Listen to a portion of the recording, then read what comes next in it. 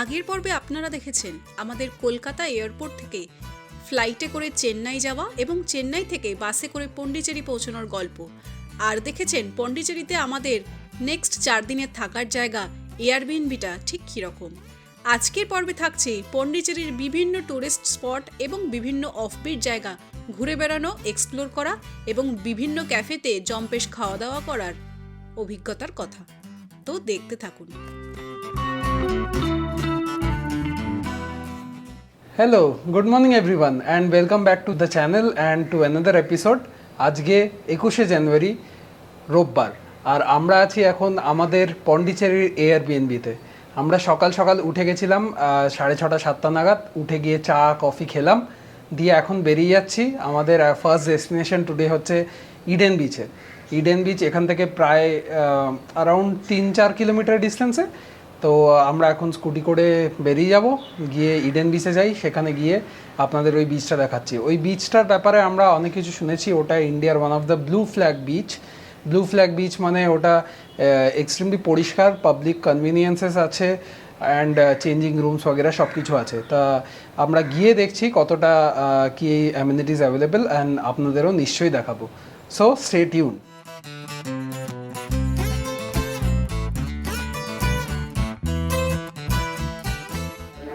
সকাল সকাল হোটেল থেকে বেরিয়ে আমি আপনাদের একটা ভুল আপডেট দিয়েছিলাম। 3-4 কিলোমিটার নয়, এটা অ্যারাউন্ড 7 কিলোমিটার ছিল। তার মধ্যে 6 কিলোমিটার তো আরামসে চলে এলাম। রাস্তাও বেশ সুন্দর, সকালবেলা বেশ একটা কোল্ড ব্রিজ নয়, সুদিং ব্রিজ বলতে পারেন, চলছে। তো তার মধ্যে স্কুটি চালিয়ে চলে এলাম। এসে এখানে দেখি যে প্রায় কিলোমিটার খানিক আগে একটা ব্যারিকেড লাগানো আছে আর তার পাশে একটা বিশাল বড় মাঠ। সেই মাঠের মধ্যে বলছে পার্কিং করে দিতে হবে আর দিয়ে হেঁটে যেতে হবে বাকি 1 কিলোমিটার, 1 থেকে 1.5 কিলোমিটার। তো এখন আমরা সেটাই করেছি পার্কিং, অ্যান্ড এবার চলে যাচ্ছি বিচের দিকে। সামনে একটা কিছু লোকাল ফাংশন হচ্ছে, মোস্ট প্রবলি পুজো জাতীয়।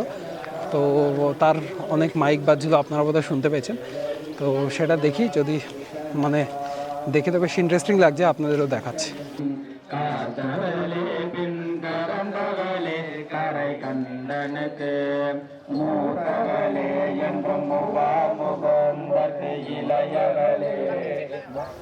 আমরা চলে এসেছি ইডেন বিচে আর এন্ট্রিটা বেশ সুন্দর, এইভাবে দুদিকেই ব্যাকওয়াটার আর সামনে সোজা চলে যাচ্ছে বিচের দিকে। সামনেটা রোদের জন্য হয়তো একটু কালো লাগছে, আমি আরও এগিয়ে গিয়ে আপনাদের আরও বেটারভাবে দেখাচ্ছি।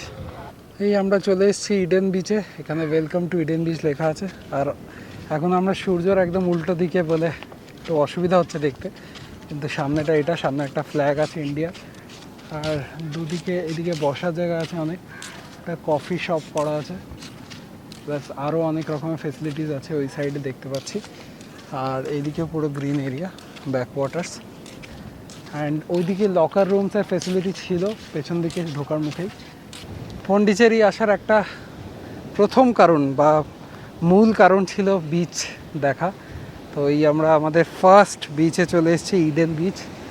এখানে স্যান্ডটা কমপ্লিটলি হোয়াইট নয়, মানে ইয়েলোইশ হোয়াইট বলতে পারেন। আর সমুদ্রের ঢেউ ভালোই, কেন কি এটা বে অফ বেঙ্গল। তা আমরা প্ল্যান করছি একটু এখানে নামবো, আমাদের সুইমিং কস্টিউম ক্যারি করছি, তো ইচ্ছা আছে এখানে নামবো। আর বিচটা বেশ সুন্দর, এখন পুরো ফাঁকা, সেক্লুডেড, বেশ ভাল লাগছে আর কি। সেক্লুডেড বলেই ভাল লাগছে, বেশি লোক নেই। খুব বেশি লোক হলে ভালো লাগে না। একবার আপনাদের বিচটা দেখিয়ে দিই।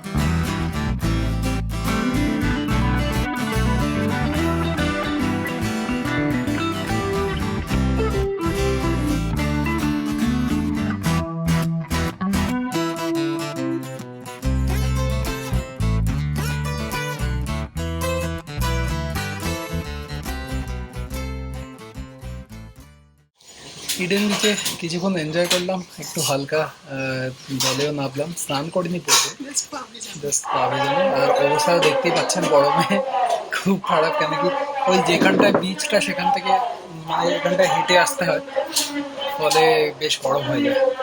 আর এখনো অনেকটাই হাঁটতে হবে, কিন্তু এই গ্রামটায় কিছু একটা পুজো হচ্ছে, নাহলে এইখানেই পেছনে পার্কিং আছে, আপনারা এখানে চলে আসতে পারেন।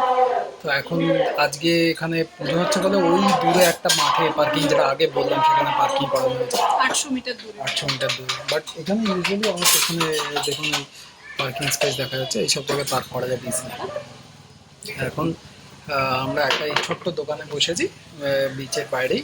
এখানে ওই ব্রেড অমলেট অর্ডার দিলাম, ব্রেকফাস্ট কিছু করিনি, আমাদের কমপ্লিমেন্টারি ব্রেকফাস্ট ছিল, কিন্তু আর এই বিচে আসবো বলে ওখানে আর যাওয়া হলো না। পৌঁছতে পারবো না আমরা টাইমে। এখানে অলরেডি 10টা বেজে গেছে এখন, আর আমাদের ওখানে 10টা অবধি টাইম, 9:50 বাজে এখন, 10টা অবধি ব্রেকফাস্ট, তো পৌঁছতে পারবো না, এখান থেকে 20 মিনিট লাগে যেতে। তো এখানে এখন ব্রেড অমলেট অর্ডার দিয়ে দিচ্ছি, দেখি ব্রেড অমলেট খাই, একটু চা খাবো, আর হ্যাঁ মাঝে ডাবের জল খেয়েছিলাম, এটা খেয়ে বেশ রিফ্রেশিং লাগলো গরমের মধ্যে। তো মনে হল এখন অবধি আজকে সকালটা ভালোই কাটছে, এরপরে পন্ডিচেরি শহরটা ঘোরার ইচ্ছা আছে। ইডেন বিচ থেকে ফিরে আমরা স্নান টান করে নিয়ে আবারও বেরিয়ে যাচ্ছি। এইবারে ডেস্টিনেশন হচ্ছে মেরিনা বিচ, যেটা কি পন্ডিচেরি মেরিনা বিচ, চেন্নাইয়ের নয়। তো ওখানে গিয়ে শুনেছি আমরা যে ওখান থেকে কিছু বোট ট্যুর হয়, যেটা কি আরিকামেরু বা আরও 2-3টে জায়গায় নিয়ে যায়, আর ওই বোট ট্রিপটা বেশ ইন্টারেস্টিং। তো মোটর বোট যেটা শুনেছি, তো এখন আমরা ওখানেই যাচ্ছি, এখান থেকে বেশি দূর নয়, 7-8 মিনিট 10 মিনিট ম্যাক্স লাগবে বলছে। তো চলে যাই এখন সেদিকে, আর ওখানে গিয়ে আমরা দেখি কি কি করা যায়। চলে এসেছি আমরা মেরিনা বিচে। তো আপনারা মেরিনা বিচ পন্ডিচেরি বলে সার্চ করবেন, একটা লাইট হাউসের পাশ দিয়ে নিয়ে আসবে। তারপরে কিছুটা এগিয়ে এসে, রাস্তাটা খুব সুন্দর, মানে পুরো বিচ রোড, কিছুটা এগিয়ে এসে দেখবেন একটা ব্যারিকেড মতো করা আছে, জানি না ওটা পার্মানেন্ট ব্যারিকেড নাকি এমনি, কিন্তু ওখানে দুটো লোক বসে থাকে, তার পাশ দিয়ে একটা সরু গলি ঢুকে আসছে। মানে আপনি যদি ওই দিক থেকে আসেন টুয়ার্ডস মেরিনা বিচ, তাহলে আপনার রাইট সাইডে একটা ছোট্ট গলি পড়বে, সেখান দিয়ে বোট হাউস বললে লোকে দেখিয়ে দিতে পারবে। রাইট, মেরিনা বোট হাউস বললে ঢুকিয়ে দেবে। ঢুকে এসেই দেখবেন এইখানে এমনি একটা করা আছে, টিকিট কাউন্টার লেখা আছে, আমি দেখিয়ে দিচ্ছি। এই হলো টিকিট কাউন্টার, লেখা আছে।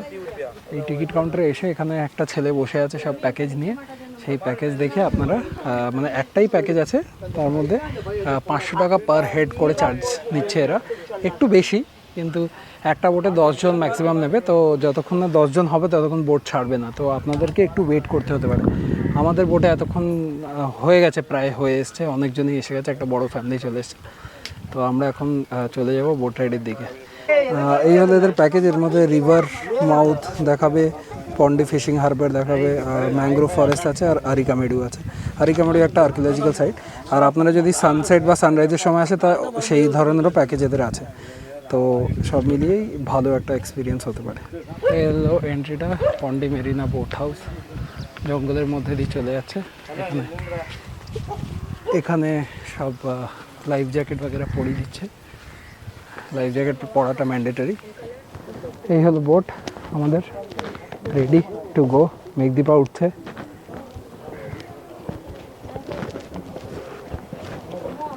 এখানে স্টেপ করা আছে, আর এই আমরা বসে পড়ছি। আমাদের বোট রাইড শুরু। বোটটা এক্সট্রিমলি দুলছে, জানি এই ক্যামেরায় কিছুই দেখা যাবে না, এই ক্যামেরায় হয়তো কিছুই দেখা যাচ্ছে না, কিন্তু বেশ দুলছে বোটটা, বেশ মজার।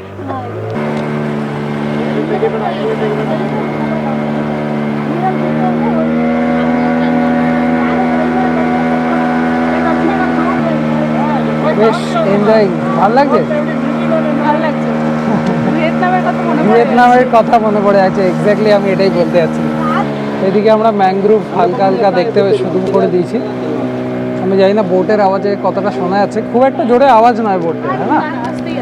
আর তোমরা যদি এখনো অবধি ভিয়েতনামের ভিডিওগুলো না দেখে থাকো, তাহলে আমরা অবশ্যই ডেসক্রিপশন বক্সে মেনশন করে দেবো, দেখে নিও গিয়ে।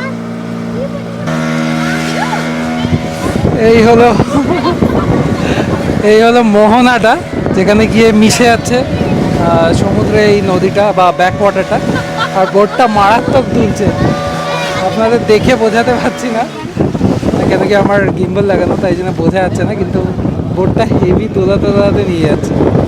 বেশ একটা মজার ব্যাপার হয়ে যাচ্ছে। এই দেখো সবার অবস্থা খারাপ, সবাই খুব মজা পাচ্ছে। ওই যে ওই দূরে সমুদ্রের সাথে মিশে যাচ্ছে,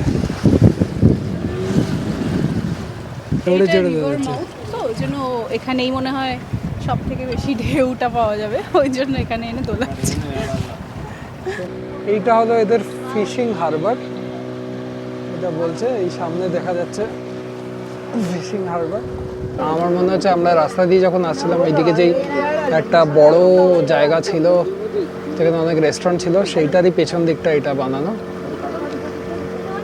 যেখানে পরপর বিশাল বড় বড় বোট। এই বোটগুলোই হয়তো সমুদ্রের অনেক দূরে যায় ফিশিং করতে।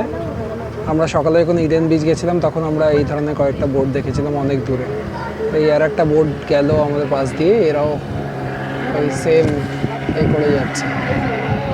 রিভার মাউথ বা মোহনাটা পেরিয়ে এসে আমরা চলে এসেছি ব্যাক ওয়াটার্সের দিকে। দেখুন এইদিকে চারিদিকে ম্যানগ্রোভ দেখা শুরু হয়ে গেছে। আমরা আস্তে আস্তে যাচ্ছি, দুপাশেই ম্যানগ্রোভস। তো আরও ডিপে যাব আশা করছি, যেখানে গিয়ে আরও ম্যানগ্রোভস দেখা যাবে, সেখানে আরও ভালো করে দেখাচ্ছি। আমাদের বোট এই দাঁড়ালো এখানে আরিকামেরুটা দেখবো বলে। এখানে মধ্যে 15-20 মিনিটস দাঁড়াবে, তারপরে আবার ফেরত চলে আসতে হবে। তো এখন এই ম্যানগ্রোভের মধ্যেই দাঁড়িয়েছি আমরা, আমার পেছনটা দেখতে পাচ্ছ তোমরা, পুরো ম্যানগ্রোভের মধ্যেই দাঁড়িয়েছি। তো এখান দিয়ে হেঁটে যেতে হবে, গিয়ে 10-15 মিনিট মতো টাইম দেবে আরিকামেরুটা দেখে আবার ফেরত বোটে চলে আসতে হবে। এই রাস্তাটা চলে যাচ্ছে আরিকামেরুর দিকে। এই যে মেঘদীপাও যাচ্ছে আমার সাথে, অবশ্যই কোথায় আর যাবেও। তো এইখানে বেশ সুন্দর গাছের পালার মধ্যে দিয়ে যেতে হচ্ছে। অনেকটা রোদ গরম, তো এই গাছের তলায় ছাওয়ায় এসে একটু বেশ ভালোই লাগছে।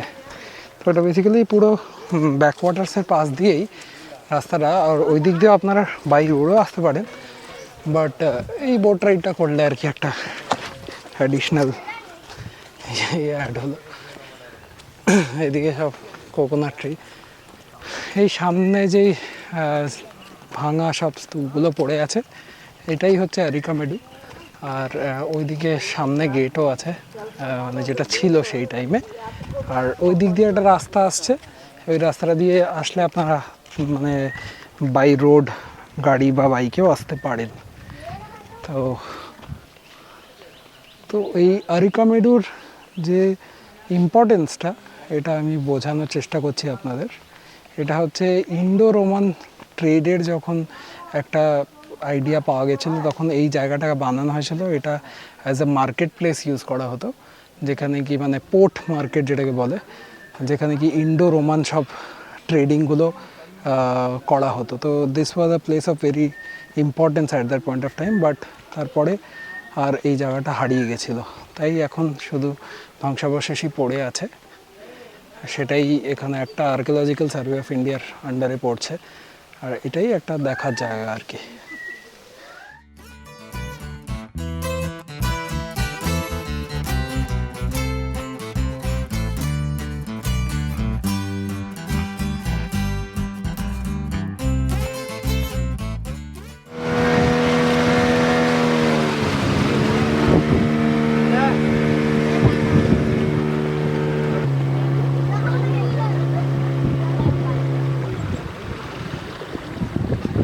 এই এখন আমরা চলে যাচ্ছি ম্যানগ্রোভের ভেতরে। এই যে এই চলে যাচ্ছে পুরো ব্যাক ওয়াটার্সে ম্যানগ্রোভ, এর ভেতরে আমরা আস্তে আস্তে যাচ্ছি। আমারটা দেখা যাচ্ছে, এইদিকে ম্যানগ্রোভ, ওইদিকেও ম্যানগ্রোভ, দুদিকেই ম্যানগ্রোভ। আর অনেকগুলো পাখিও এদিক ওদিক ঘোরাঘুরি করছে। এই পাখিটা একদম সামনে দিয়ে গেল, খুবই সুন্দর পাখিটা। এমনিতে ভালো বেশ রাইডটা, মানে ঘন্টাখানেকের রাইড, অনেক কিছুই আছে ইনক্লুডিং আরিকামেডু। আরিকামেডুটা এমন কিছু ইন্টারেস্টিং লাগলো না, ওই আর কি ধ্বংসাবশেষ ছবি তোলার জন্য ভালো, কিন্তু এই ম্যানগ্রোভের রাইডটা বেশ মজার, ইন্টারেস্টিং, ভালো লাগছে। আরেকটা বোট এই দিক দিয়ে চলে যাচ্ছে।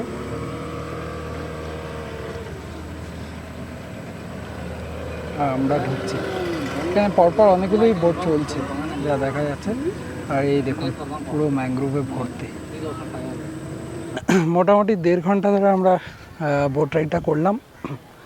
আর বোট রাইড করার পর এখন নেমে এসেছি অ্যান্ড আমরা চলে যাবো এবার লাঞ্চ করতে। ভালো খিদে পেয়ে গেছে এতক্ষণ ধরে। হ্যাঁ, কিছুই খাওয়া হয়নি সকালে, সেই কারণেই বেশ ভালো জোরে খিদে পেয়ে গেছে। তা এখন আবার স্কুটি করে দেখি ওই হোয়াইট টাউনে দেখি অনেকগুলো রেস্টুরেন্ট আছে, কোনো একটাতে গিয়ে খাবো, দেখি কি খাওয়া যায়। মেরিনা বিচ থেকে আমরা 10 মিনিট স্কুটিটা নিয়ে চলে এসেছি মিশন স্ট্রিটে পড়ে ফিশ অরেন্ট বলে একটা রেস্টুরেন্টে। এটা সি ফুড স্পেশাল রেস্টুরেন্ট। বাঙালি যেহেতু অবশ্যই সি ফুডের প্রতি আমাদের একটা দুর্বলতা আছে, সেজন্য এখানে এসেছি। শুনেছি রেস্টুরেন্টটা নাকি ভালো সি ফুড। এখানে এসে আমরা একটা সি ফুড প্ল্যাটার অর্ডার দিয়েছি, প্ল্যাটার মিল মিল প্ল্যাটার টাইপের অর্ডার দিয়েছি। অনেক রকমের জিনিস আছে, ক্র্যাব আছে, প্রন বিরিয়ানি আছে, ফিশ ফ্রাই আছে, স্যুপ আছে, আর তার সাথে 2টো গলি সোডা অর্ডার দিয়েছি। তো এখন প্রচণ্ড গরম, গলি সোডা খেতে খুব ইচ্ছা করছে। তো এখন খাবারটা চলে আসলেই আমরা খেতে শুরু।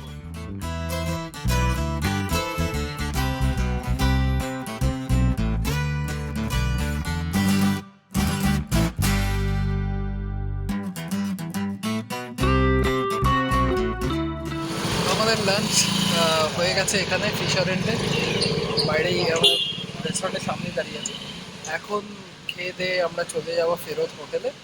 আর তারপরে দেখি দুপুরে থেকে যদি কোথাও বেরোতে পারি তাহলে বেরোবো। দুপুরে না, এখন প্রচণ্ড রোদ, অ্যাকচুয়ালি গরম হচ্ছে। এখন একটু রেস্ট নেবো, অনেকক্ষণ ঘুরেছি আমরা আজকে, তো একটু রেস্ট নিই। বিকেলে দেখি চেষ্টা করবো একটু রোদটা কমে গেলে যে চার্চ ওয়াগেরাগুলো বা এই আপনার হোয়াইট টাউনের বিভিন্ন ডিস্ট্রিক্টগুলো আছে ওগুলো একটু ঘুরে ঘুরে দেখবো। তো এখন ফিরে যাবো হোটেলে। বিকেলবেলা আমরা আবারও বেরিয়ে পড়েছি এই ফ্রেঞ্চ কলোনি বা হোয়াইট টাউনে ঘুরে বেড়াচ্ছিলাম। এমনি বিভিন্ন এখানে এত সুন্দর সুন্দর বাড়ি আছে না, মানে বাড়িগুলো দেখতেই এত সুন্দর লাগছে যে মানে আমরা খুব একটা ভিডিও করিনি, জাস্ট এনজয় করছি আর কি, ভিডিও না করে নিজেরা সোক ইন করছি। কেন কি এখনো সময় আছে, আমরা কালকে হয়তো আবার বেরোবো। এখন জাস্ট হোয়াইট টাউনের ম্যাপটা বা ছকটা একটু মাথায় তুলে নিচ্ছি যাতে কি বারবার ম্যাপস না দেখতে হয়। আর সেই করতে করতেই সামনে একটা চার্চের সামনে এসেছি আমরা। চার্চটা একবার আপনাদের দেখিয়ে দিচ্ছি বাইরে থেকে। এটা হলো সিএসআই সেন্ট জোনস চার্চ। আজকে সানডে, হয়তো অনেকেই চার্চে এসছে। চার্চের সাথেই একটা প্রাইমারি স্কুল আছে। এই চার্চ মানে run by this church only. এটাও বেশ সুন্দর, বাড়িটা দেখুন ফ্রেঞ্চ আর্কিটেকচারেই বানানো, সুন্দর। হোয়াইট টাউনে ঘুরতে ঘুরতে আমরা চলে আসলাম একটা খুব সুন্দর, মানে অসাধারণ সুন্দর দেখতে, মানে অ্যাস্থেটিক্যালি এত ভালো দেখতে এই ক্যাফেটা বা রেস্টুরেন্টটা।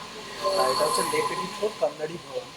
তো এখানে এসছি আমরা, হালকা অর্ডার দিলাম, একটা প্রন স্যালাড আর একটা চিকেন মিটবল পাস্তা।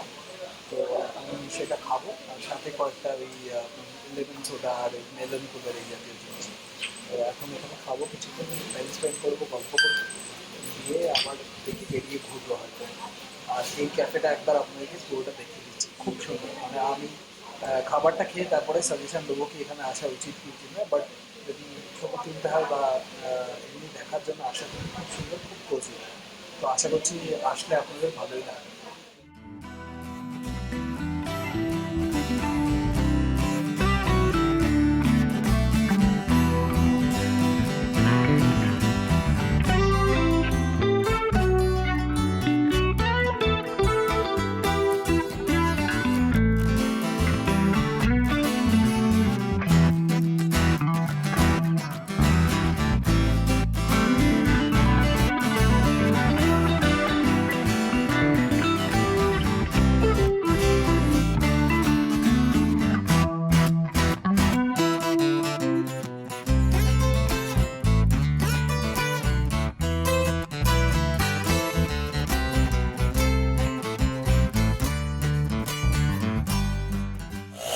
তো আমাদের ডিনার হয়ে গেল এই লে পেটিট ফোরে। এখানেই আমরা বাইরে দাঁড়িয়ে আছি। দুটো ডেজার্ট নিলাম প্যাক করিয়ে। সেটা একটা তিরামিসু আর একটা ব্রাউনি নিলাম। খাবারটা এদের মোটামুটি মানে খুবই ভালো না, এর থেকে কোরোমেন্ডেলে খাবারটা অনেক বেটার ছিল। যাই হোক, তো আজকের মতো ব্লগটা এখানেই শেষ করছি। আবার দেখা হবে পরের দিন নতুন ব্লগ নিয়ে। বাই।